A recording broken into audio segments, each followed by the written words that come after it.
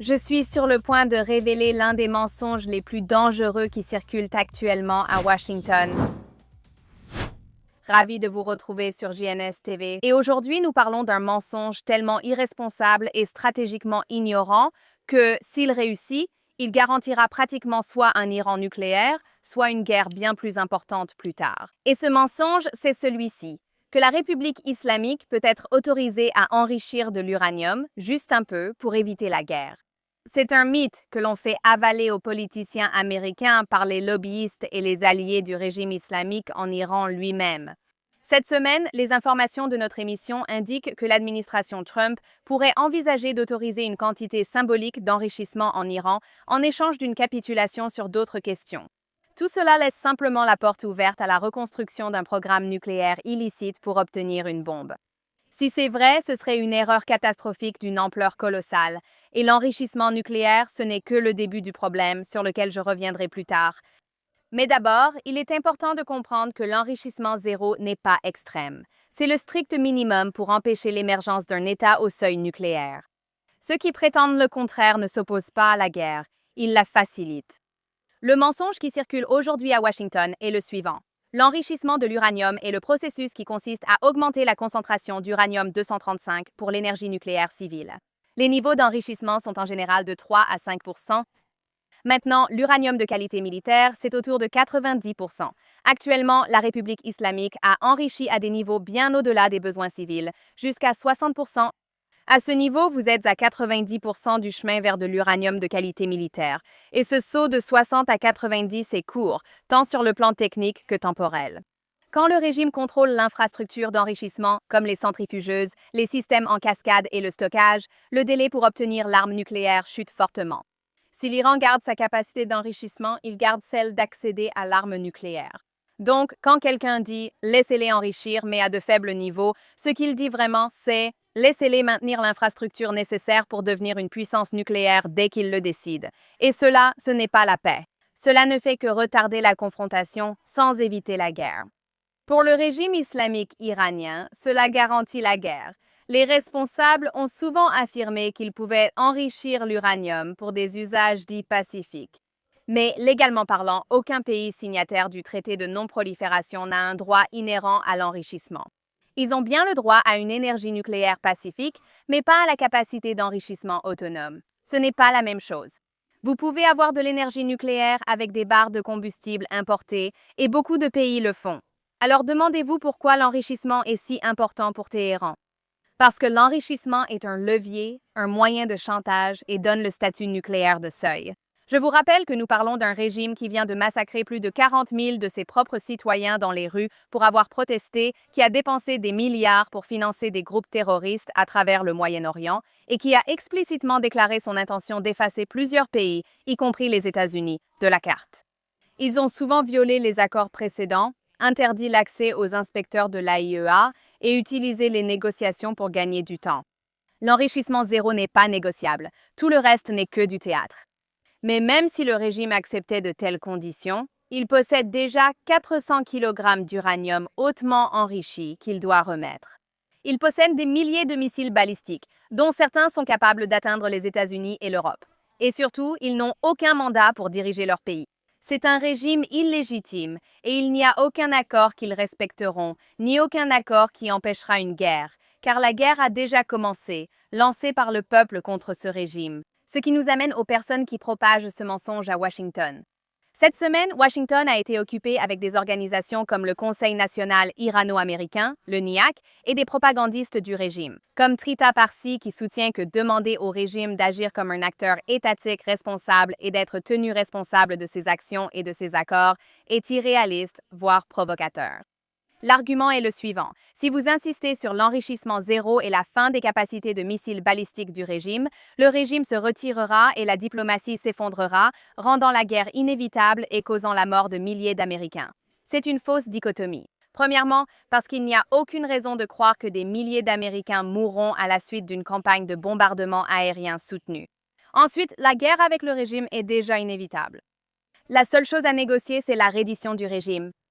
La rhétorique que nous voyons actuellement à Washington n'est qu'une opération de ravalement de façade menée principalement par le régime et répétée par de nombreux gauchistes qui ne comprennent pas vraiment la géopolitique, vous savez, comme AOC. Être anti-guerre est un privilège que les Américains pensent avoir, mais en réalité, ils ne l'ont pas. Cela repose sur une idée fantaisiste selon laquelle les acteurs mondiaux sont en réalité rationnels et qu'il existe un moyen de tout résoudre par le dialogue. Parfois, malheureusement, ce n'est pas le cas. Et la République islamique a prouvé à la fin du mois de décembre qu'on ne peut pas négocier avec elle. Mais cela n'a pas empêché des politiciens lâches de faire tout leur possible pour envoyer une bouée de sauvetage à ce régime. Cette semaine, Yvette Cooper, ministre britannique des Affaires étrangères, a affirmé qu'il n'autoriserait pas les États-Unis à utiliser les bases de la Royal Air Force pour frapper des sites du régime, privilégiant la diplomatie. Regardez. Des responsables britanniques ont dit aux États-Unis qu'ils ne pouvaient pas utiliser les bases de la Royal Air Force pour des frappes. Est-ce vrai? Le Royaume-Uni et les États-Unis ont un partenariat de sécurité profond et de longue date. Nous travaillons très étroitement ensemble.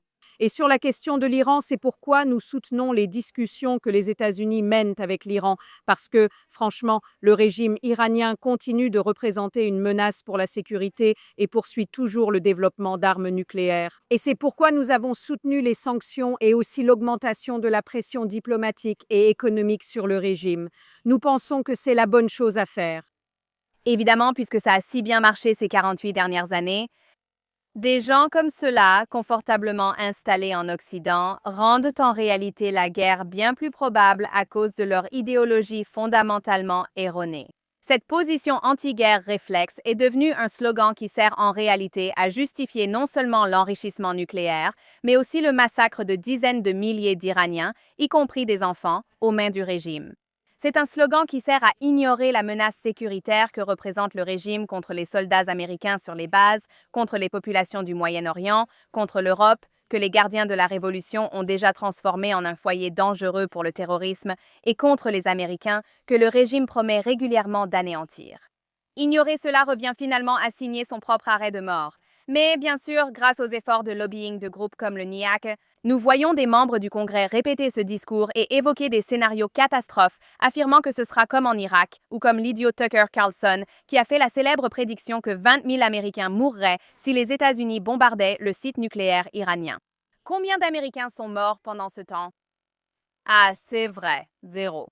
Maintenant, en revanche, depuis 1979, la République islamique est responsable de la mort, de plus de 883 Américains. Mais bien sûr, le problème, c'est de leur tenir tête. Toute la semaine, nous avons vu les habituels bouffons comme AOC déclarer fièrement non à la guerre avec l'Iran à cause de leur obsession pour Donald Trump, ou la représentante Ro Khanna, ou la représentante Thomas Massie qui essaie activement d'empêcher une action militaire américaine en Iran, alors que cela relève des intérêts sécuritaires, stratégiques et moraux des États-Unis. Même le sénateur Lindsey Graham a affirmé que certains membres de l'équipe du président Trump tentent de le dissuader d'agir militairement en Iran.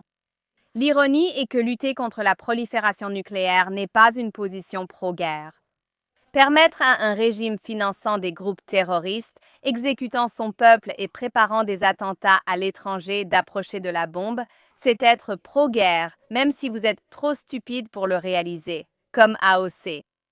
Nous sommes désormais dans une situation mondiale où seul un accord prévoyant la reddition totale du régime islamique en Iran et le démantèlement du corps des gardiens de la révolution islamique peut éviter une guerre. On ne peut pas tuer 40 000 personnes, couper Internet pendant 20 jours, arrêter et exécuter massivement des manifestants, mentir, tricher, voler pour terroriser et menacer d'autres États, puis rester impunis. Car s'ils restent impunis, ils étendront, comme promis, leurs activités néfastes pour cibler encore plus l'Occident, exactement comme nous l'avions prédit.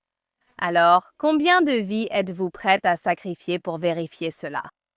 Parce que la dernière fois que le monde s'est opposé à une intervention pour arrêter un dictateur génocidaire et meurtrier, vous savez, nommé Hitler, nous avons vu les conséquences.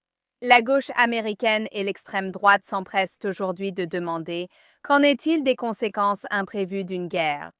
Mais ils posent la mauvaise question. Ils devraient demander « Qu'en est-il des conséquences imprévues de ne pas déclencher cette guerre ?»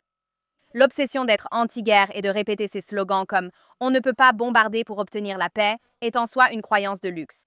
Cela semble moral et rassurant, mais cela ne fait pression que sur les acteurs rationnels, surtout en Occident, tandis que les acteurs irrationnels déclenchant les guerres continuent de s'armer, de s'enrichir, de comploter et de tuer. Le mal ne cesse pas de se battre parce que nous nous déclarons pacifiques, et l'histoire nous a déjà appris que l'apaisement encourage les idéologues génocidaires. La République islamique le sait, c'est pourquoi ses lobbyistes défendent ces arguments avec autant d'agressivité. Leur stratégie est de gagner du temps. L'anti-guerre n'est qu'un prétexte.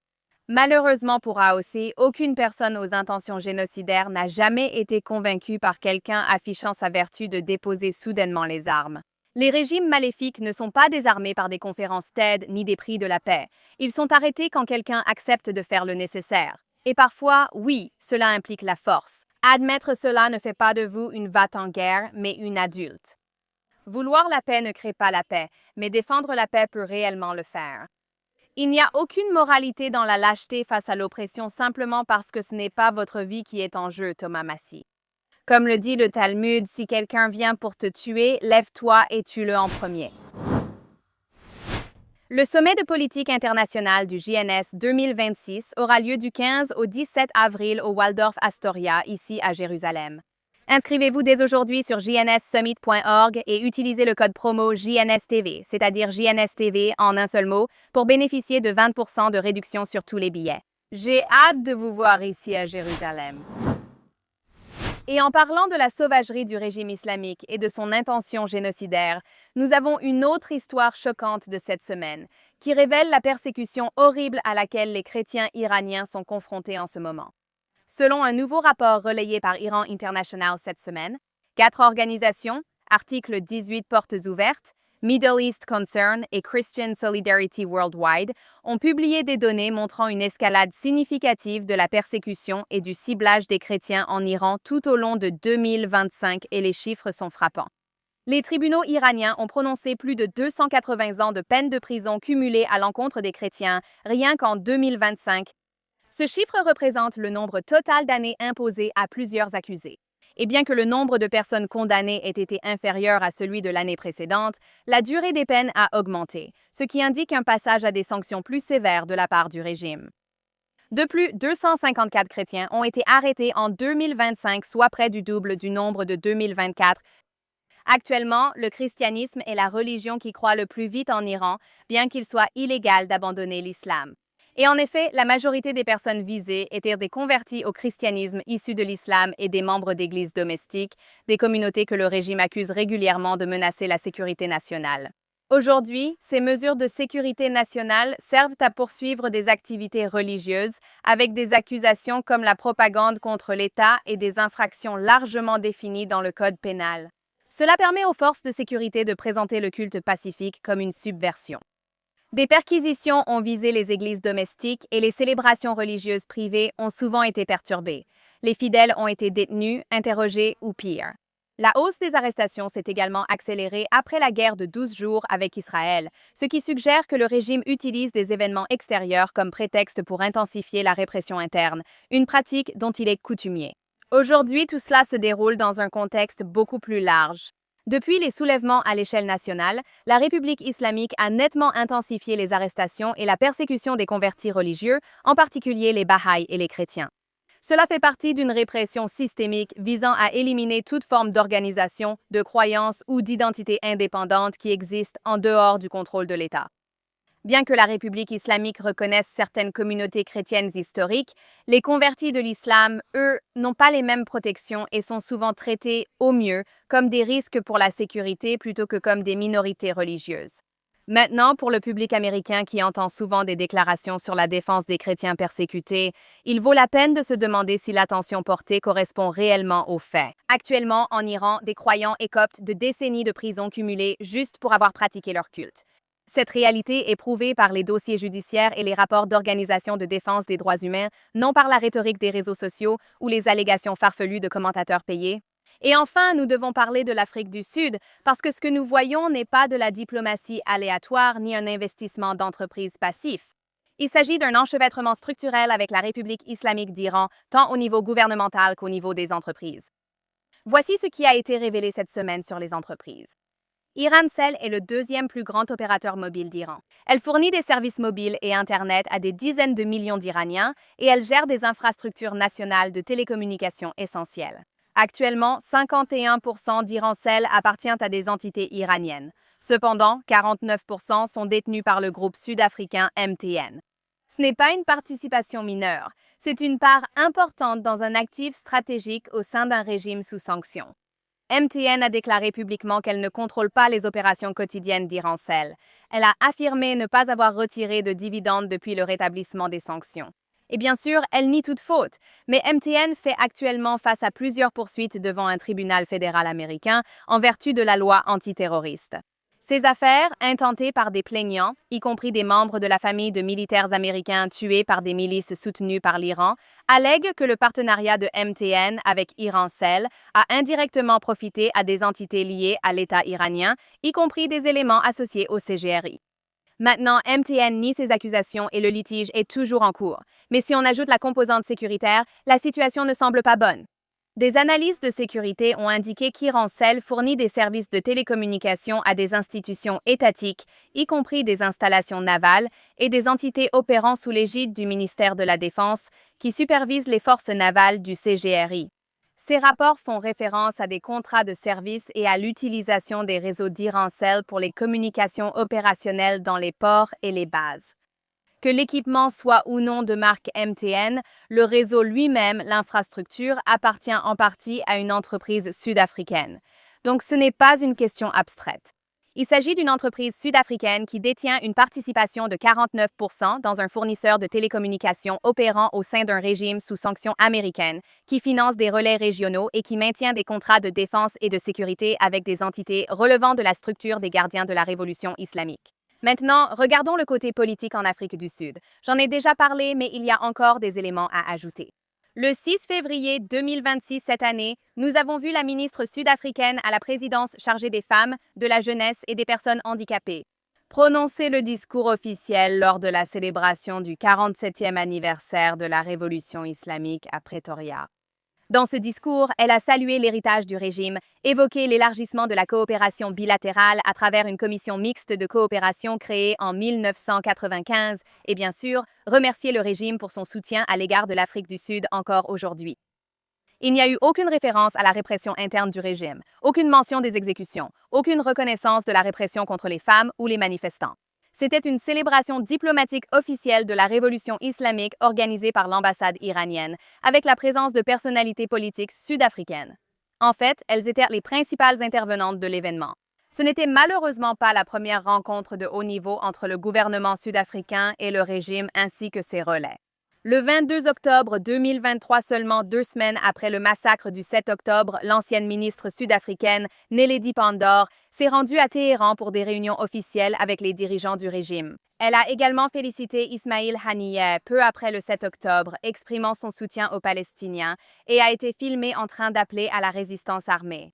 Au-delà des responsables politiques, plus tôt cette année, l'Afrique du Sud a également organisé des exercices navals dans ses propres eaux, auxquels ont participé des navires de guerre iraniens aux côtés de la Chine et de la Russie dans le cadre des exercices alignés sur les BRICS. La présence de navires iraniens dans les eaux sud-africaines durant ces exercices a attiré l'attention internationale et suscité des critiques nationales. À tel point que les autorités de la défense sud-africaines ont ensuite annoncé une enquête interne sur les circonstances de la participation du régime islamique. Alors, qu'avons-nous ici? Nous avons un gouvernement sud-africain qui célèbre publiquement la révolution islamique et qui approfondit des liens diplomatiques structurés à travers des mécanismes bilatéraux formels. Nous avons des visites de haut niveau à Téhéran immédiatement après d'importantes escalades régionales. Nous avons l'Afrique du Sud qui accueille des navires de guerre iraniens pour des exercices militaires conjoints dans ses eaux territoriales. Nous avons un géant sud-africain de l'industrie qui détient près de la moitié des parts dans le deuxième plus grand fournisseur de télécommunications d'Iran, qui d'ailleurs a été coupé pour le peuple iranien pendant ces manifestations. Nous avons un litige antiterroriste en cours aux États-Unis, alléguant que ce partenariat commercial a indirectement profité à des entités associées au CGRI. Et nous avons des rapports indiquant que l'infrastructure de télécommunications en question assure les communications de l'État et de la Défense, y compris celles du CGRI et des fonctions de sécurité. Aucun de ces faits ne prouve l'illégalité du gouvernement sud-africain. Aucun d'eux n'établit encore de condamnation pénale contre MTN. Mais ensemble, ils établissent quelque chose de très très clair. L'Afrique du Sud n'est pas un simple observateur lointain de la République islamique. Elle est engagée avec elle structurellement, diplomatiquement et même maintenant militairement. Et pour le bon, le mauvais et le laid, comme je l'ai mentionné, nous commençons par le pire pour finir sur une note positive. Donc, pour notre sale histoire de cette semaine, nous allons du côté de la Silicon Valley. Les procureurs fédéraux viennent de dévoiler un acte d'accusation accablant contre 3 ingénieurs accusés d'avoir volé des secrets commerciaux à Google et d'autres entreprises technologiques, puis transféré ces données sensibles vers l'Iran. Selon le bureau du procureur des États-Unis du district nord de la Californie, les accusés sont inculpés de complot, de vol de secrets commerciaux et d'entrave à la justice. Les procureurs soutiennent qu'ils ont profité de leurs fonctions dans ces grandes entreprises technologiques pour accéder à des fichiers et les extraire confidentiels contenant des données sensibles sur la sécurité des processeurs et les systèmes cryptographiques. L'acte d'accusation mentionne le téléchargement de centaines de fichiers, le transfert de données vers des appareils personnels et des comptes tiers, ainsi que des tentatives délibérées de dissimulation, dont la destruction de preuves et de fausses déclarations. Les 3 accusés, arrêtés à San José, ont comparu pour la première fois au tribunal. En cas de condamnation, ils risquent de lourdes peines de prison fédérale. Ce qui est effrayant dans cette affaire, c'est qu'il s'agit d'un transfert de propriété intellectuelle américaine de haute technologie vers un régime sous sanctions qui a clairement exprimé son hostilité et son désir de détruire les États-Unis. En matière de sécurité nationale, il ne s'agit pas uniquement de missiles et de drones. Il s'agit aussi des microprocesseurs, du chiffrement et même de l'avance technologique qui soutient tout, des systèmes de défense aux communications mondiales. Cette affaire montre que les lignes de front ne sont pas qu'à l'étranger, mais aussi dans notre secteur technologique. Voici notre mauvaise histoire de la semaine, et franchement, c'est l'un des autosabotages les plus embarrassants que j'ai vus depuis longtemps. Jack Posobiec de Turning Point, États-Unis, et le député Thomas Massie ont choisi de faire appel au public pour la politique étrangère par des sondages sur X cette semaine. Oui, des sondages sur X. Ils ont demandé à leurs abonnés si les Américains soutenaient une guerre avec l'Iran, s'attendant clairement à un non net, simple et politiquement utile qu'ils pourraient capturer en capture d'écran et exhiber comme preuve que le public rejette toute confrontation avec le régime islamique. Et puis leur propre public a tout gâché. Dans les 2 sondages, la réponse a été un oui retentissant. Les mêmes personnes censées valider le discours « pas de guerre en toutes circonstances » ont finalement admis « nous comprenons ce qui est en jeu ». C'est là que cela devient plus intéressant. Quand Posobiec s'est rendu compte que le sondage ne prenait pas la direction qu'il voulait, il l'a supprimé puis a affirmé qu'il avait été envahi par des bots parce qu'apparemment, faire appel à la foule pour définir la politique étrangère n'est une bonne idée que si la foule dit ce que vous voulez entendre. Ces Américains ne sont pas stupides. Ils comprennent que la menace d'un Iran nucléaire est plus dangereuse qu'une action militaire. Et ils comprennent aussi que le peuple iranien n'est pas l'ennemi. C'est le régime qui l'est. Donc, quand les Américains refusent d'adhérer à ce faux dilemme selon lequel toute forme de pression équivaut à une guerre sans fin, ce n'est pas du bellicisme, c'est de la maturité, ce que visiblement Thomas Massie et Jack Posobiec n'ont pas. La mauvaise nouvelle cette semaine, ce n'est pas un sondage défavorable, mais que des politiciens et commentateurs croient encore manipuler l'opinion avec des questions biaisées, puis suppriment tout quand cela échoue. Pathétique. Et enfin, dernier point, mais non des moindres, notre bonne nouvelle. Cette semaine, nous nous tournons vers les universités iraniennes. Malgré arrestations, exécutions, coupures d'Internet et une répression parmi les plus sanglantes du régime, les étudiants iraniens reviennent en masse dans les rues. Ces derniers jours, des manifestations ont de nouveau eu lieu dans les universités, notamment à l'université Sharif, à l'université de Téhéran, Mashhad et Ispahan. Des vidéos vérifiées par plusieurs médias montrent des étudiants se rassemblant dans les cours, les dortoirs et scandant « Mort à Khamenei »,« Javid Shah », ainsi que « Enfoncer le drapeau palestinien là où je pense », ce qui est un rejet direct de la priorité donnée par le régime à ses alliés étrangers plutôt qu'à son propre peuple. Ce slogan est devenu populaire il y a quelques années comme chant de football et n'a cessé de gagner en popularité depuis. Nous avons également vu le drapeau du lion et du soleil, l'ancien symbole national de l'Iran avant le régime islamique, être brandi ouvertement par des étudiants sur le campus, dans un acte symbolique et politique que le régime considère comme une subversion. Ce n'est pas simplement du symbolisme dans une société libre, c'est un acte, en Iran aujourd'hui, qui peut réellement conduire à l'exécution. Des affrontements ont été signalés avec les forces du Basij sur le terrain. C'est la milice paramilitaire qui est présente sur les campus, en plus d'autres endroits, pour surveiller et réprimer la dissidence. On a vu des étudiants affronter ces agents de sécurité, refuser de se disperser et continuer à scander des slogans même lorsque les autorités sont intervenues. Après une année marquée par la répression du régime, avec des milliers de morts ou d'arrestations lors des manifestations, plus de 40 000 personnes ont été tuées ces dernières semaines. Les universités ont été une cible principale de la surveillance et des purges, avec des étudiants suspendus, arrêtés ou interdits d'étudier en conséquence. Et pourtant, ils reviennent toujours. Ces jeunes Iraniens savent exactement ce qu'ils risquent. Ils ont vu leurs amis se faire battre, disparaître ou exécuter. Ils ont vu le régime couper Internet pour cacher ses crimes. Et pourtant, ils scandent ouvertement la fin du guide suprême et réclament un avenir différent. Pendant que les politiciens occidentaux débattent d'escalade et de stabilité, les étudiants iraniens risquent littéralement leur vie pour la liberté sans relâche. Et ça, c'est du courage. C'est notre belle histoire de la semaine.